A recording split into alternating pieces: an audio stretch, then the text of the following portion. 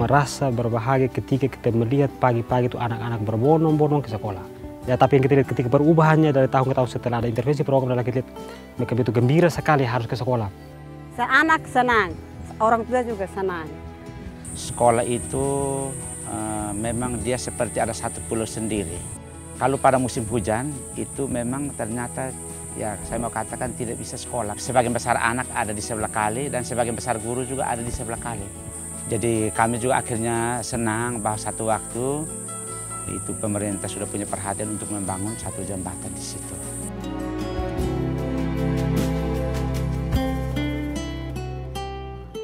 Baik, untuk pendidikan ini kalau berbicara berkaitan dengan itu penanganan ini kompleks sebenarnya. Sebenarnya bukan saja urusan pendidikan ini datang menjadi tanggung jawab pemerintah, tetapi itu banyak. Saya tahu sepertinya itu harus dikeroyok dari berbagai sektor. Dari pemerintah dalam dinas menyediakan program beasiswa miskin.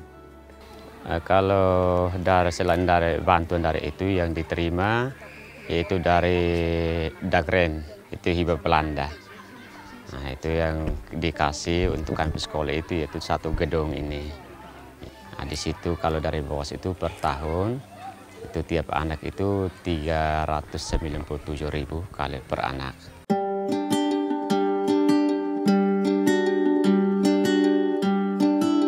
Satu hal yang cukup membedakan dalam pelaksanaan program PNPM itu adalah jalinan kerjasama yang kita bentuk di bawah. Kita ambil contoh, kita mau bantu SD ini, lalu kita ke sana cari tahu apakah dinas PPO sudah bantu apanya. Mungkin dari dana BOS bantu ini, lalu mungkin dari DAK bantu ini. Nah, di mana ada celah yang belum bisa dibantu dari program itu, maka intervensi PNPM masuk mendicari.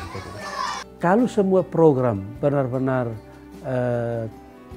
tidak masing-masing instansi tidak egosentris dan itu masuk satu kuali, maka melalui perencanaan, pelaksanaan, evaluasi nanti utuh sehingga keberhasilan kita raih itu tuntas.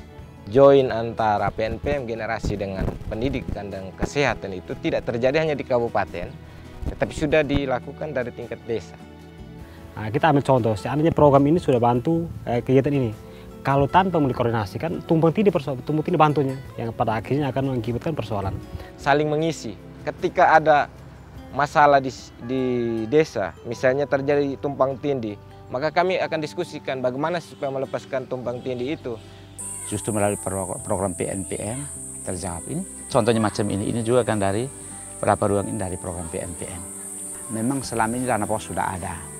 Tapi dana BOS itu juga belum menjawab semua kebutuhan. Pakaian seragam siswa, bahkan ada beasiswa transportasi untuk siswa miskin.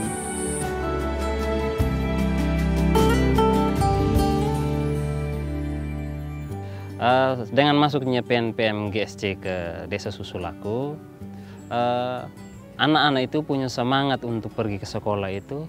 Dia tidak melihat akibat kalau dia menyeberangi jembatan yang hanya rangka.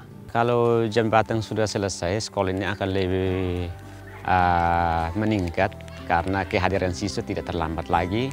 Dan untuk kegiatan proses belajar mengajar yang hari efektif yang kita sudah hitung dalam 1 tahun itu berarti terpenuhi. Tentu harapan kami ke depan ya kalau bisa pendidikan kami di sini mungkin lebih maju. Anak-anak kami bisa menjadi anak yang pintar, anak yang terampil, ya.